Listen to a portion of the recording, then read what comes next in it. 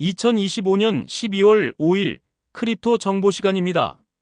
오늘은 보바 토큰, BOBA, 보바 네트워크 이야기를 아주 쉽게 코린이도 알아듣게 천천히 풀어서 설명해 보겠습니다.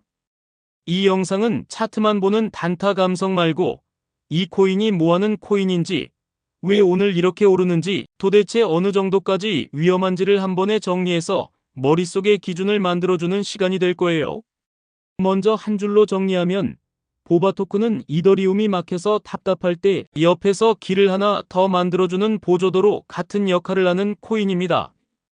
이더리움 위에 올라가는 확장 기술을 레이어2라고 부르는데, 보바 네트워크는 그 레이어2들 중 하나이고, 그 레이어2 안에서 쓰이는 기본 토큰이 바로 보바 토큰입니다. 또 하나의 특징은 블록체인 안에 갇혀있는 스마트 컨트랙트가 인공지능 서버나 일반 인터넷 서비스, 옛날부터 쓰던 데이터베이스 같은 바깥 세상의 정보와 쉽게 연결될 수 있게 도와주는 기술을 내세우고 있다는 점입니다.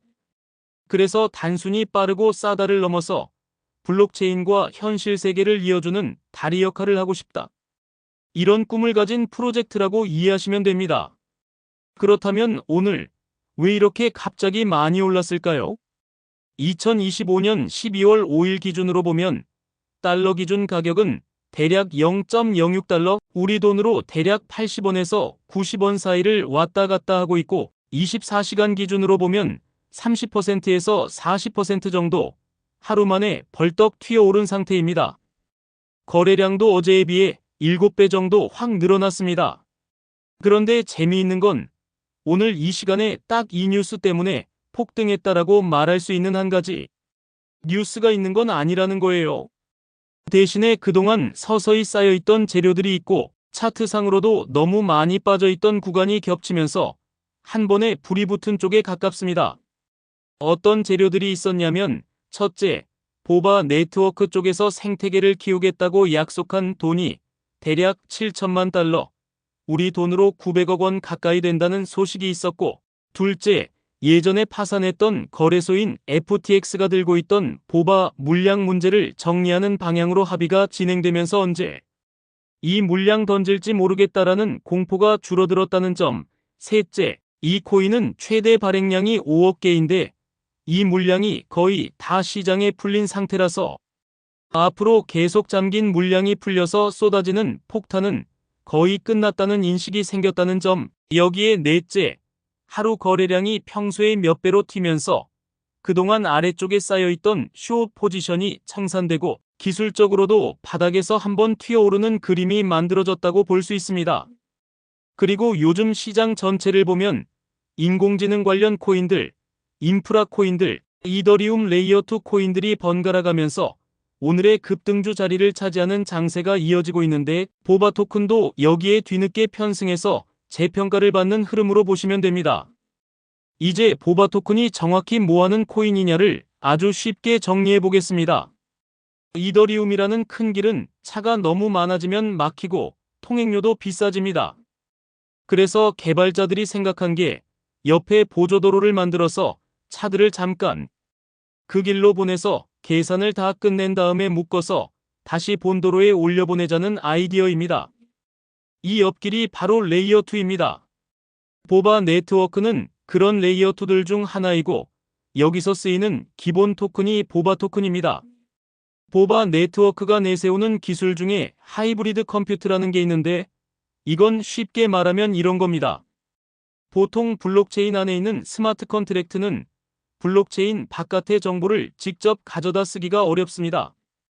예를 들어 오늘 날씨가 어떤지, 특정 사이트의 주가가 얼마인지 인공지능에게 이 데이터 좀 분석해줘라고 부탁하는 일 같은 건 블록체인 혼자서는 하기 힘듭니다. 보바 네트워크는 이 스마트 컨트랙트가 바깥에 있는 서버, 인공지능, 일반 인터넷 서비스에 야, 이 값 좀 알려줘 하고 요청을 보내고 그 결과를 다시 안전하게 받아오는 연결 통로를 만들어주겠다고 하는 프로젝트입니다. 그래서 이론적으로는 블록체인 위에서 돌아가는 게임이 인공지능 서버와 연동된다든지, 보험 상품이 실제 날씨 데이터에 따라 자동으로 보상을 해준다든지 하는 서비스들이 더 쉽게 만들어질 수 있다, 이런 그림을 그리는 거죠. 보바 토큰의 물량 구조도 한번 쉽게 짚고 넘어가겠습니다. 이 코인은 최대 발행량이 5억 개로 정해져 있고 예전에 다른 프로젝트를 들고 있던 투자자들에게 에어드롭, 그러니까 공짜로 나눠주면서 시작했습니다. 재단이 들고 있는 금고 물량, 팀과 개발자, 초기 투자자에게 준 물량, 그리고 커뮤니티와 생태계 지원용 물량이 정해져 있었고 이게 4년 정도에 걸쳐서 조금씩 풀리는 일정이었습니다.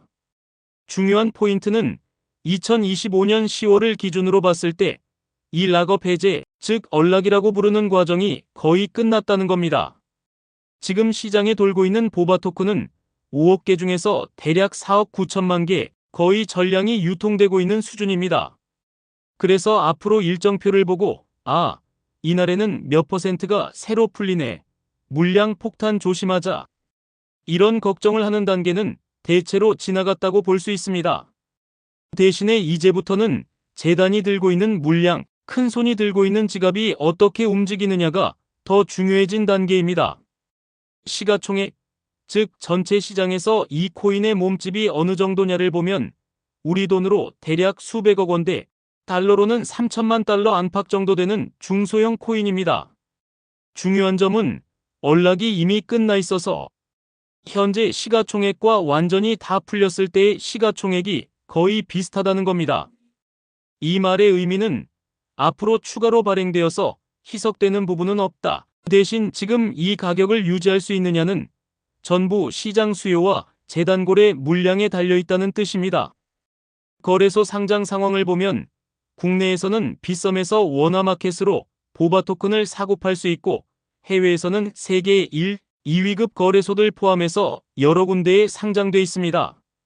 바이낸스, 코인베이스 같은 큰 거래소에도 상장돼 있어서 유동성, 접근성, 즉 사고 팔기 편하냐라는 측면에서는 중소형 알트코인 치고는 꽤 좋은 편에 속합니다. 여기까지가 이 코인이 대체 뭐냐에 대한 아주 큰 그림이라면 이제 중요한 건 그래서 투자 관점에서 볼 때 어떤 점이 좋고 어떤 점이 위험하냐겠지요. 먼저 장점을 정리해 보겠습니다. 첫째, 컨셉이 애매하지 않고 분명합니다. 이더리움 레이어 2, 수수료를 싸게 해주는 보조도로, 그리고 하이브리드 컴퓨트라는 기술로 블록체인 안에서 인공지능이나 기존 인터넷 서비스를 쉽게 쓰게 해주겠다는 방향성이 분명합니다. 둘째, 물량 구조 측면에서 앞으로 계속 잠긴 물량이 풀리는 부담은 대부분 끝났다는 점입니다. 많은 코인들이 총 발행량은 10억 개인데 지금은 10%만 돌고 있고 나머지는 앞으로 몇 년 동안 계속 풀릴 예정입니다. 이런 구조라서 잘못 들어가면 언락 때마다 가격이 눌리는 경우가 많습니다. 보바 토큰은 그 구간은 대체로 지나왔다고 볼 수 있습니다. 셋째, 생태계 자금, 그러니까 프로젝트를 키우겠다고 따로 마련해둔 돈이 7천만 달러 정도 된다는 점입니다. 이 돈이 정말로 좋은 개발자와 서비스를 끌어와서 실제 사용자를 늘리는 데 쓰인다면 지금 시가총액이 중소형인 것에 비해 위로 열려있는 구간이 생길 수도 있습니다. 넷째, 전 세계 여러 거래소에 상장돼 있어서 어디에만 갇혀있는 김치코인은 아니라는 점도 장점입니다. 반대로 단점과 리스크를 보겠습니다. 첫째, 아무리 이런저런 재료가 있어도 현재 몸집은 여전히 작은 코인이라는 점입니다.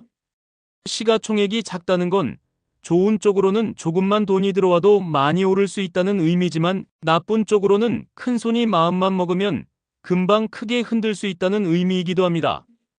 둘째, 실제 사용량, 즉 디파이에서 예치된 돈의 규모, 매일 나오는 수수료 활성, 사용자 수 같은 지표를 보면 다른 유명한 레이어2들, 예를 들면 아비트럼, 옵티미즘 같은 곳에 비해서는 한참 아래에 있다는 점입니다.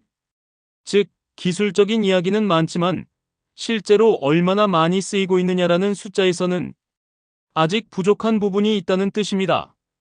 셋째, 과거에 고점 대비 거의 99% 가까이 폭락한 적이 있다는 이력입니다. 이런 코인은 다시 올라갈 여지가 있는 동시에 예전 고점 근처로 가면 오래 묵은 물린 물량들이 한꺼번에 쏟아져 나올 수 있고 투자자들의 심리도 쉽게 불안해질 수 있습니다. 넷째, 경쟁이 너무 많습니다. 요즘은 레이어2라는 말만 들어도 프로젝트가 셀 수 없이 많고 인공지능, 인프라, 게임, 이런 키워드를 붙이는 코인도 수도 없이 많습니다. 그 안에서 보바 네트워크가 얼마나 유저를 끌어오고 개발자를 설득해 실제로 서비스를 올릴 수 있느냐가 아직은 물음표라는 점이 리스크입니다. 그렇다면 단타 스윙 관점에서 이 코인을 볼 때는 어떤 점을 조심해야 할까요? 오늘처럼 하루에 30%, 40%씩 튀어오르는 날에는 대부분의 경우 이미 안에 들어가 있던 사람들이 이익을 실현하려고 슬슬 준비하는 구간이기도 합니다. 그래서 이런 날 고점에서 따라붙는 추격 매수는 웬만하면 피하는 게 좋습니다. 최소한 4시간 차트, 하루 차트 정도는 켜놓고 최근 며칠 사이에 얼마나 올랐는지, 지금이 저점 부근인지 아니면 이미 많이 올라와서 다른 사람들 수익을 받아주는 자리인지는 한번 체크해보고 들어가는 게 좋습니다. 국내에서 빗썸 원화마켓으로 거래하시는 분들은 해외 큰 거래소의 보바 가격과 비교해서 국내 가격이 너무 비싸게 형성돼 있지는 않은지도 확인해야 합니다. 해외보다 5%, 10%씩 비싸면 국내에서만 과열된 상태일 수 있고 이런 구간에서 들어가면 나중에 해외와 가격 차이가 좁혀질 때 손해를 볼 수도 있습니다. 진입 타이밍을 개념적으로 예를 들면 이런 식입니다. 첫째, 급등 이후에 어느 정도 숨 고르기를 하는 구간을 기다렸다가 들어가는 방법이 있습니다. 예를 들어 오늘 크게 올랐다면 당장 내일이 아니라 고점 대비 30% 정도 조정이 나오고 거래량도 조금 줄어들고 하루 저점이 서서히 올라가는 패턴이 만들어질 때 그때부터 분할 매수로 소액씩 들어가는 방식입니다. 둘째, 언락이 이미 끝났다는 장점을 믿고 아주 소액으로 몇 달에서 1년 정도 두고 보는 베팅을 하는 방법도 있지만 이 경우에도 전체 자산 중 1%에서 3% 정도 날아가도 생활에는 지장이 없는 돈으로만 접근하는 게 좋습니다. 셋째, 재정거래나 양쪽 거래소를 이용한 고급 전략은 수수료, 송금 시간, 차단 위험 등 변수가 많기 때문에 숙련된 투자자가 아니라면 욕심내지 않는 게 좋습니다. 마지막으로 이 코인에 관심이 생겼다면 스스로에게 몇 가지 질문을 던져보시면 좋겠습니다. 나는 레이어2와 인공지능 인프라라는 이야기를 믿고 최소 1년 정도는 결과를 기다릴 생각이 있는가? 전체 자산에서 이 코인에 넣을 비중을 몇 %로 제한할 것인가? 이 코인이 만약 반대로 50% 이상 떨어져도 내 생활과 멘탈은 괜찮을 만큼만 넣고 있는가? 앞으로 나올 개발 소식, 생태계 확장, 실제 사용량 지표들을 꾸준히 체크할 의지가 있는가? 이런 질문에 솔직하게 답을 해보고 그래도 나는 이 정도는 감당할 수 있겠다는 확신이 설 때 그때 아주 작은 비중으로 들어가는 것이 일반 개인 투자자 입장에서 그나마 안전한 접근입니다. 정리하면 보바 토큰은 이미 오래전부터 있던 이더리움 레이어2 프로젝트가 언락이 끝나고 생태계 자금과 인공지능 인프라 서사를 앞세워 다시 한번 재평가를 노리고 있는 단계에 들어온 코인입니다. 오늘의 급등은 펀더멘털이 갑자기 폭발해서가 아니라 그동안 쌓여있던 재료와 기술적인 바닥권이 겹치면서 단기 수급이 몰린 결과에 가깝습니다. 기회도 분명 있지만 중소형 알트코인 특유의 롤러코스터 같은 변동성이 항상 따라다닌다는 점을 잊지 마시고 꼭 소액, 꼭 분산, 꼭 손절 기준 이 세 가지는 스스로 꼭 정해두신 뒤에 차트를 다시 한번 천천히 바라보시길 바랍니다. 이 내용이 도움이 되셨다면 좋아요와 구독으로 다음 리서치에서 또 만나요. 가격이 아니라 기본기로 투자하시길 바랍니다. 머니픽 코리아 굿뉴스 GNTV였습니다. 세상의 모든 투자자 여러분의 성투를 응원합니다. 감사합니다.